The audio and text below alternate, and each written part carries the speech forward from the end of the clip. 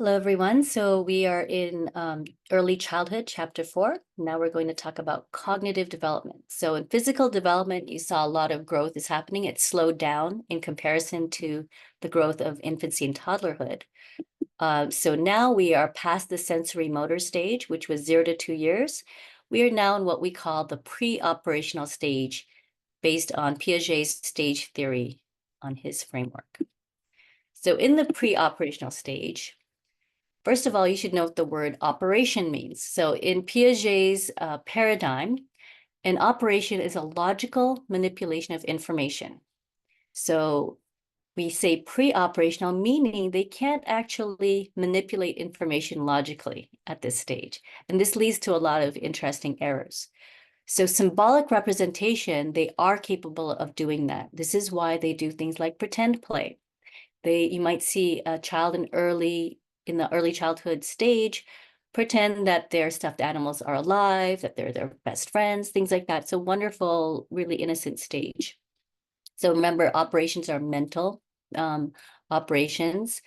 What they can do is they focus a lot. It's called centration. So they focus on one particular component and they fixate on that. So when we say fixate, it's like they're stuck on that one part. This centration that they experience really leads to several cognitive errors. So egocentrism, that means that they do not understand other people have other thoughts, other desires, other knowledge bases than they have. They think what they know, everybody else knows. And that's what we mean by the egocentrism in early childhood.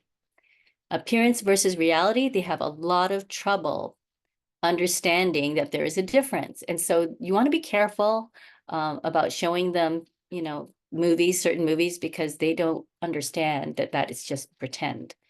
And then pre-causal reasoning means that the connection between something occurring and causing another event to happen, they're not really good at that.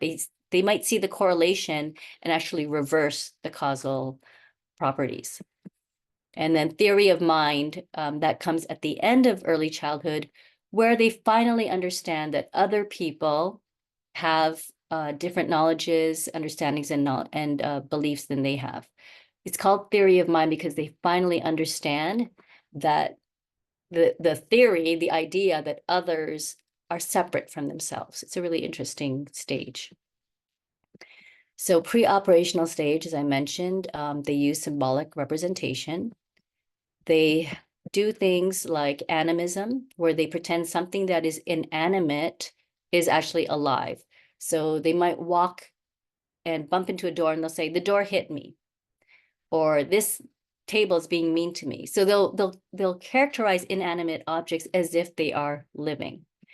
They also do pretend play, right? They learn and represent learning. So they'll pretend a banana is a telephone for things like that.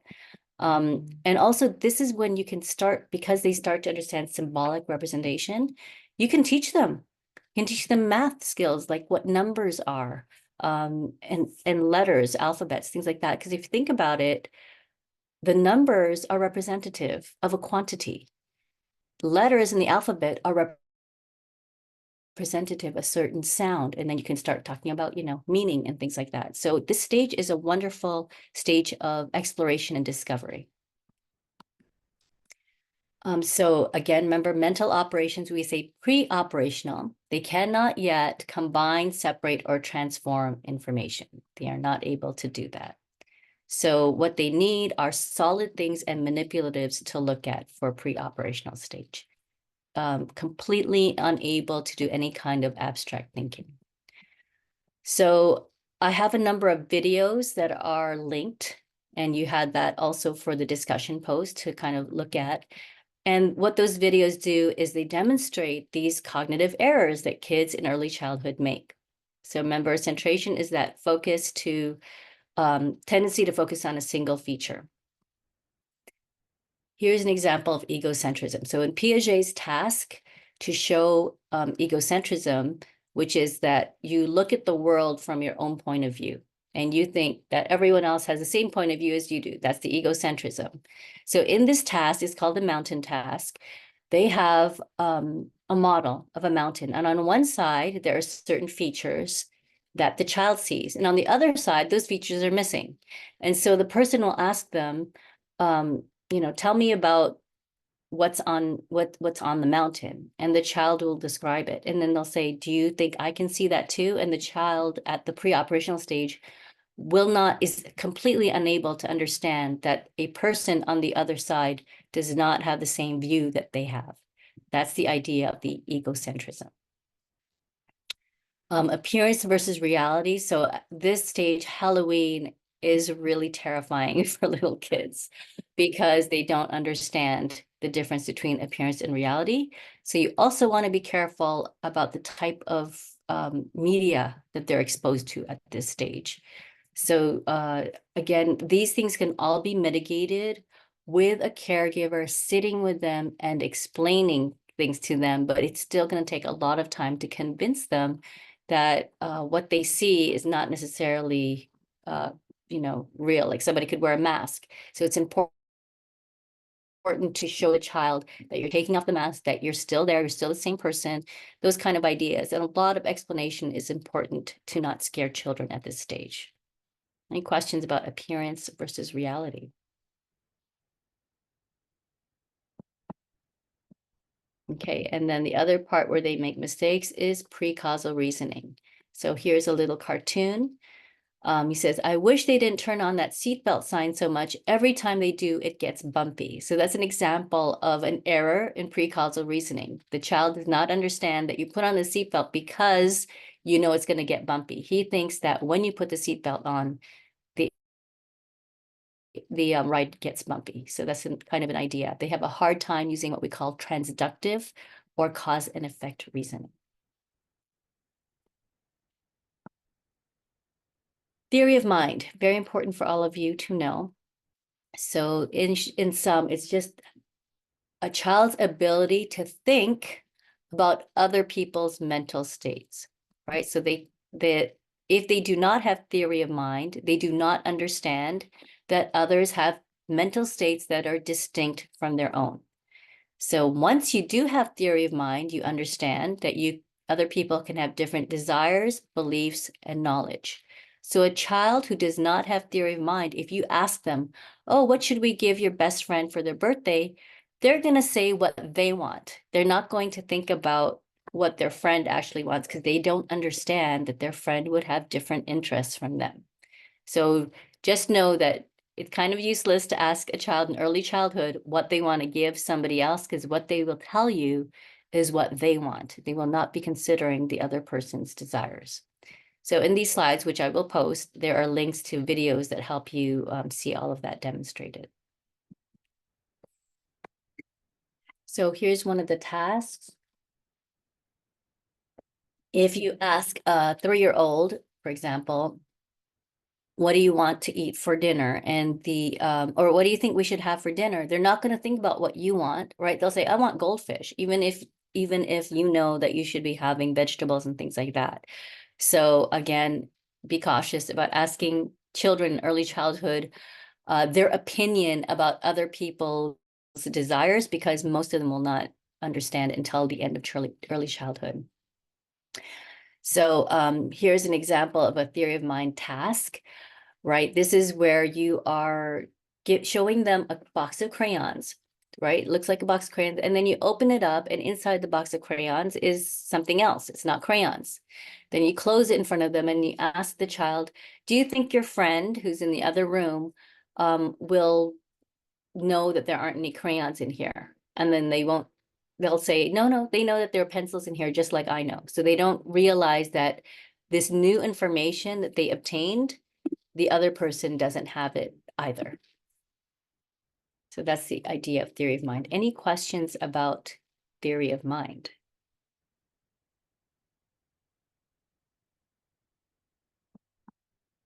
Okay. So we use the framework of Ph.D, which is a discontinuous framework because he talks about stages. Vygotsky is the other theorist who also thought very much about cognitive development. His was more of a continuous development perspective. He did not break it up into small stages. So in Vygotsky's perspective, he believed that cognitive development is really facilitated by culture, by language, by writing, by concepts, by social interactions with more learned others. So that's why it's called the sociocultural theory of cognitive development. He coined the phrase the zone of proximal development. So that is kind of the idea that kids can reach development on their own only up to a certain stage. So you can think of that as a little circle. Oh, I have it on the next page. If you have somebody more learned, to kind of give them hints to guide them a little bit, that their ability to reach, to develop more, to learn more, really is expanded exponentially. And that zone of proximal development is sort of the area where somebody more experienced can help them get much more cognitive knowledge than they would on their own. So scaffolding, think about scaffolding when somebody's painting, right? It's a support. So the idea is that someone who has more experience, maybe older, more knowledgeable, can provide support to help these children bridge that gap of, the maximum they could get on their own to much more knowledge. And so the idea is a good teacher can teach within that child's zone of proximal development and not expect too much beyond that. So you let children get to a certain point on their own, and then you provide little supports, little hints to help them reach the greater cognitive skills. Another component that both Piaget and Vygotsky talked about was kind of self-talk. So you might notice young children talk to themselves. And so Piaget was more, he was a constructivist, but he didn't really think about the interaction that children would have, the impact that has. With Piaget, he believed that children are little scientists and that they should discover things on their own.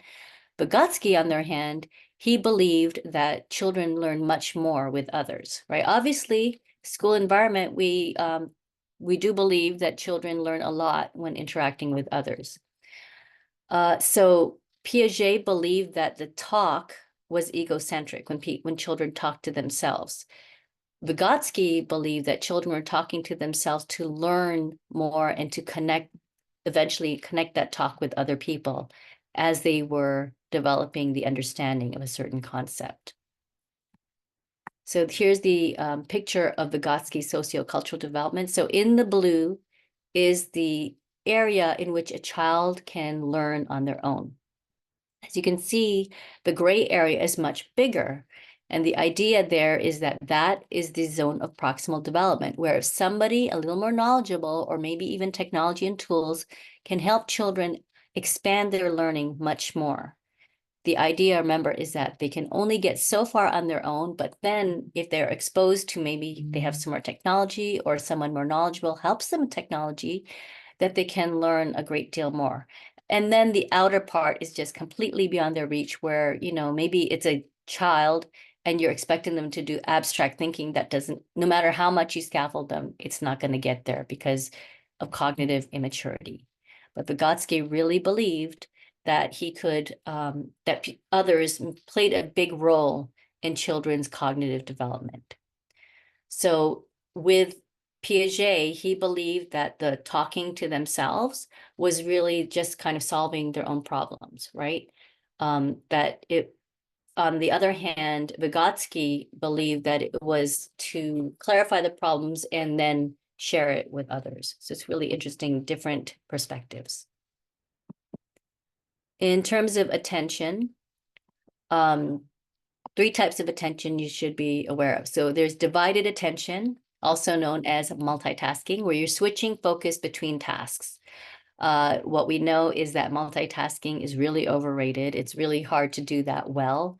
The best type of multitasking is when the second task requires no cognitive attention at all. For example, putting in a load of laundry before you do your homework. That's multitasking, right? Laundry's getting done, but it doesn't require your attention at all. You can do your homework.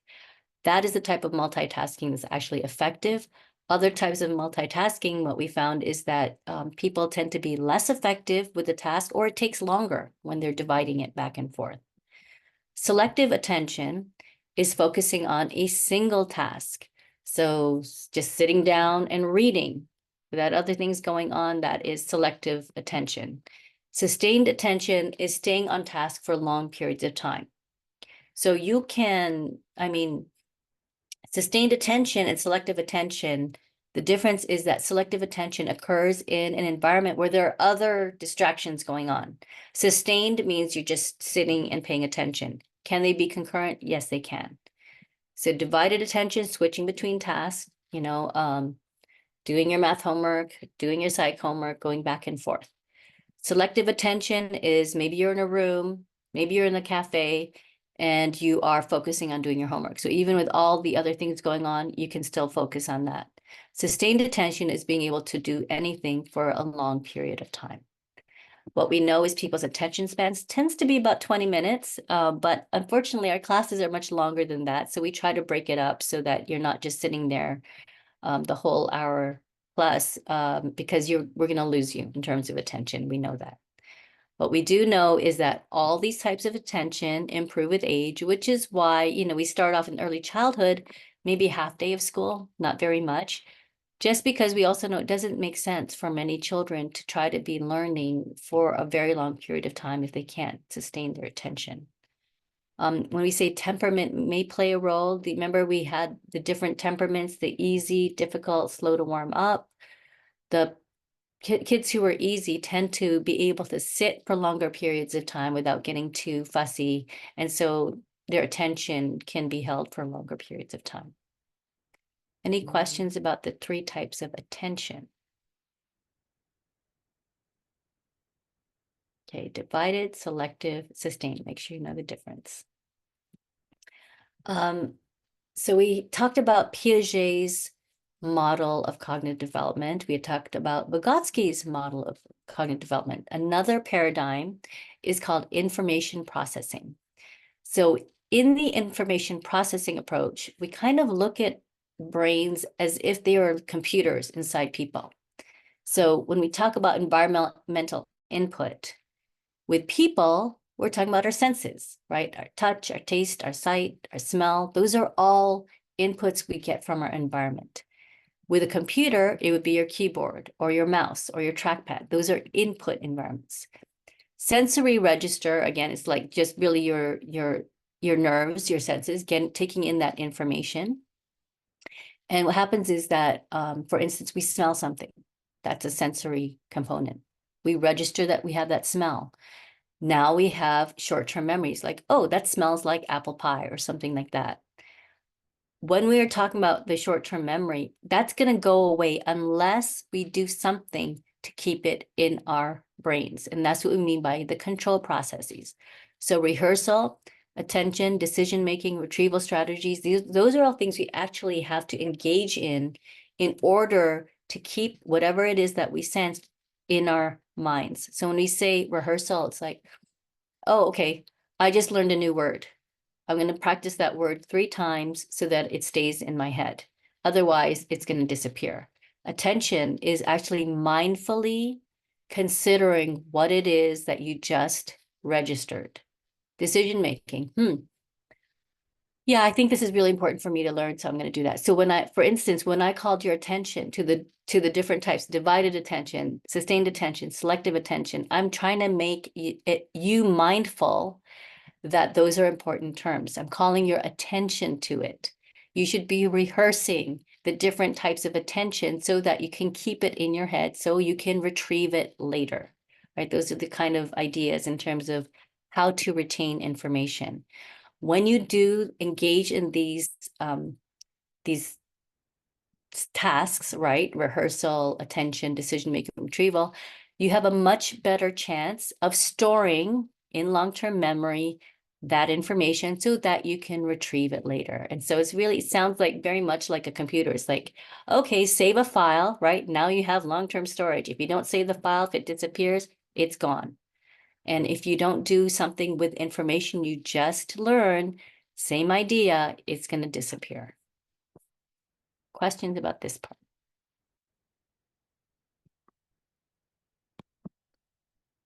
So similarly, still kind of the information processing idea.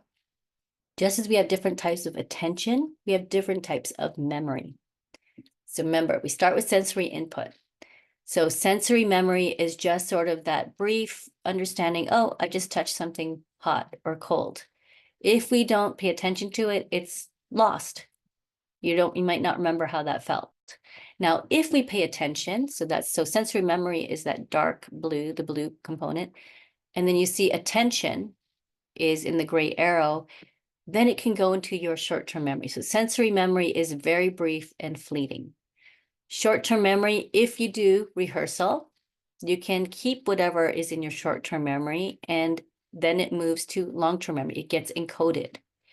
If you have that brief sensory component and you're like, oh, that felt funny, but then you don't think about it anymore, it's going to be gone. If you said, oh, I should remember that this was really hot the next time, what you're doing is you are encoding it. You're paying attention to it. You're actually rehearsing it in your head, and you want it in long-term memory so that it's permanent and that you will remember it and hopefully not lose too much over time.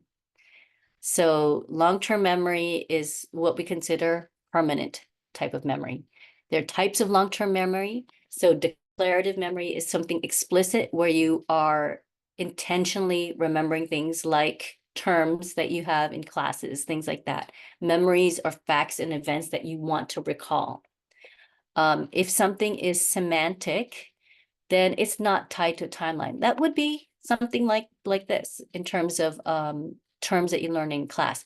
Episodic are memories that are tied to a timeline. Oh, when I was 3 years old, I was able to do XYZ. When I was 4 years old, this happened to me. So when you think about a timeline, memories that are tied to a timeline, we call that episodic memories.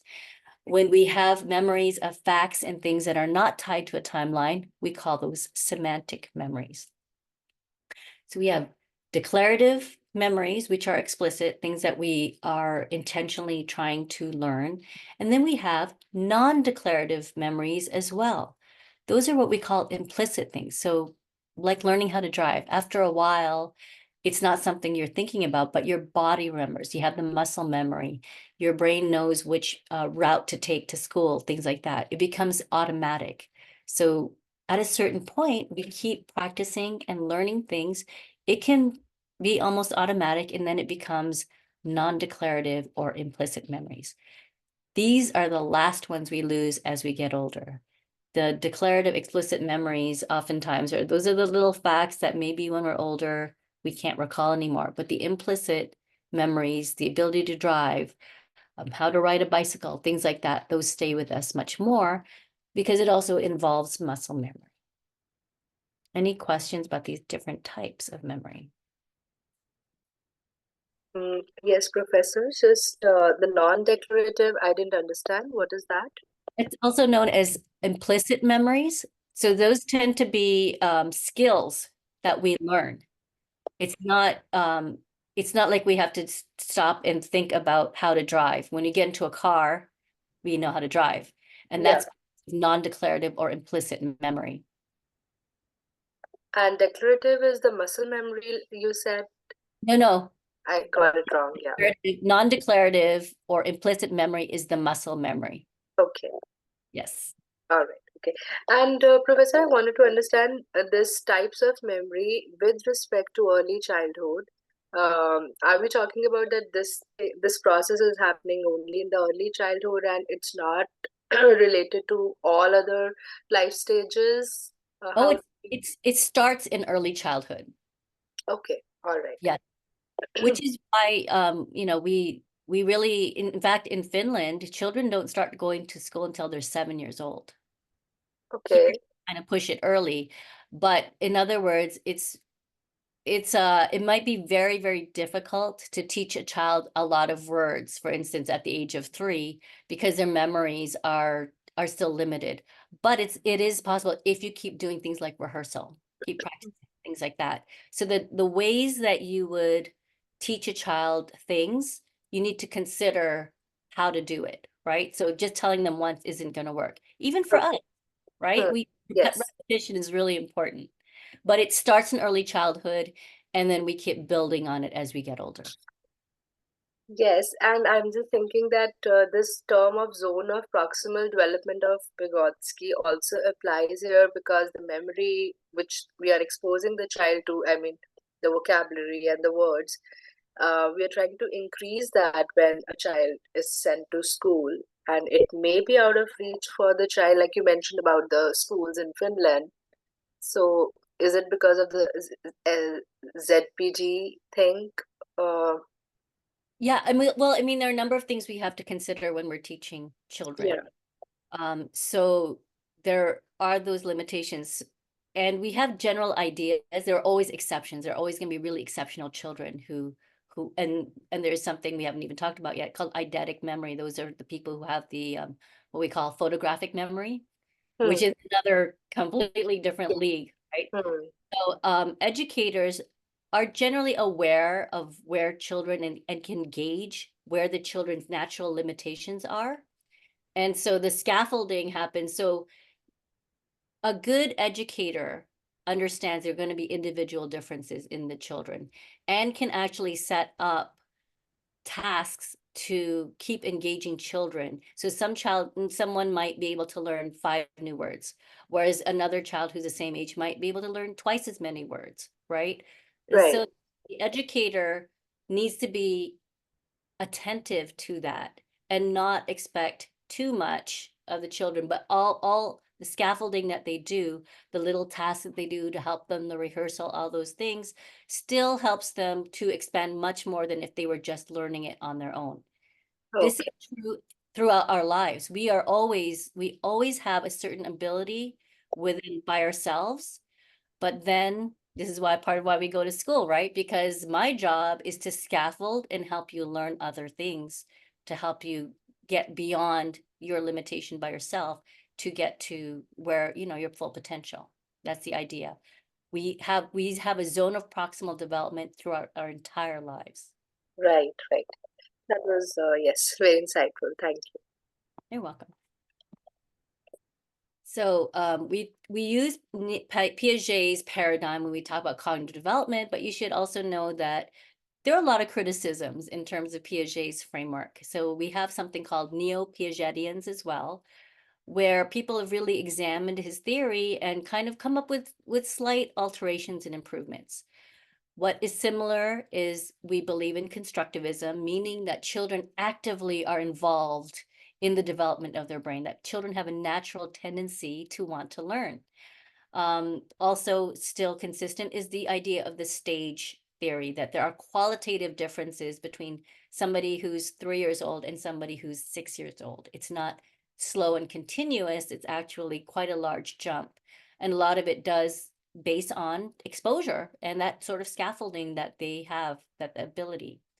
What's different is that we recognize, because of the information processing paradigm, that it is almost like a computer, ways that we can really enhance children's learning. So Piaget really focused on what they could learn on their own, but it's now the neo-Piagetians kind of combine the idea of Vygotskys, where the sociocultural, the interaction is important, not just leaving children to learn on their own. We know that children left on their own will actively try and explore, just like little scientists, but there is true value in that interaction that they have, that they learn with others and with more experienced people to scaffold and reach a greater potential. So that's kind of the combination.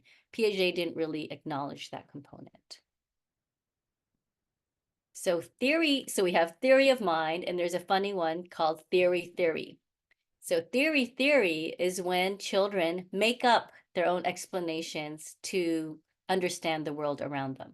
So might not be accurate, but it's really cute. So a lot of times I would encourage you, if you're talking to a child, but in early childhood, to have them explain their understanding of things, because they're so creative, they're so innocent. It's very entertaining actually to talk to them about that. So theory of mind is when they understand other people have different perspectives, knowledges, and belief. Theory is just the idea that children at this age will create their own explanations of what's going on in the world. Any questions about this one? So here are the different components of theory of mind that you should know. Diverse desires, diverse beliefs, knowledge access, false belief, and hidden emotion. So diverse desires means that they know people want different things. So maybe they love broccoli and you don't. If they have diverse desires, they will they understand that, not everybody loves broccoli like they do. Without theory of mind, they're going to offer you the broccoli, right? Diverse beliefs is the understanding that two people hold different beliefs about an object. That would be, this is my favorite doll. Everybody loves this doll. That kind of idea, right? So there's desires, what they want, and then there's beliefs. Or it could be even something like religion, right? Maybe that it takes a while for kids to understand that.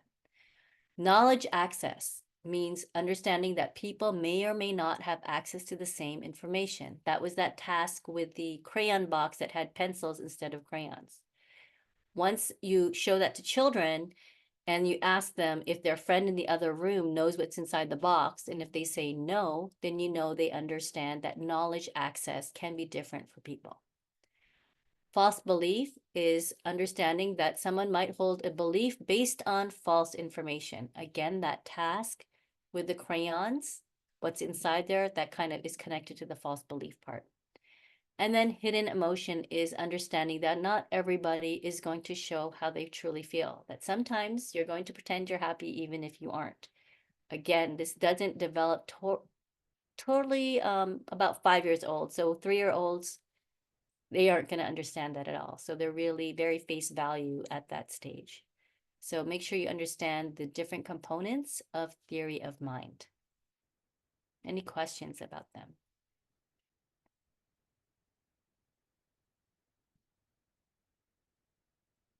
Okay, last part, we're not going to get into the deep parts of language development, but know that it's really explosive. Their vocabulary grows so much. So it's estimated that they learn about 9,000 words between the ages of 2 and 6. Remember that idea that we learn not only what is demonstrated to us, children pick up, they can actually apply grammar rules intuitively, which was the kind of nativist idea about language development. So they do things like, it's called over-regularization, where they overuse grammar rules, and it's just really a matter of practice. So they say runned instead of ran, or gooses instead of geese. English language especially has a lot of different exceptions that's kind of challenging to learn, but children are extremely good at learning it. So what improves their skills is adult interaction, social interaction. Reading to them also really improves their vocabulary, and just kind of practicing. It's challenging, and I'm sure especially those who are English language learners, sometimes the sayings that we have in English don't translate well. Like if you say, oh, don't roll your eyes at me, what on earth does that mean? Are you popping out your eyeballs and rolling them? We have little sayings in English that we understand, those who are native speakers understand it, but maybe challenging for both English language learners and those, young children who are just being exposed to it. So any questions about the cognitive development in early childhood before we move on to socio-emotional? I'm gonna stop this recording.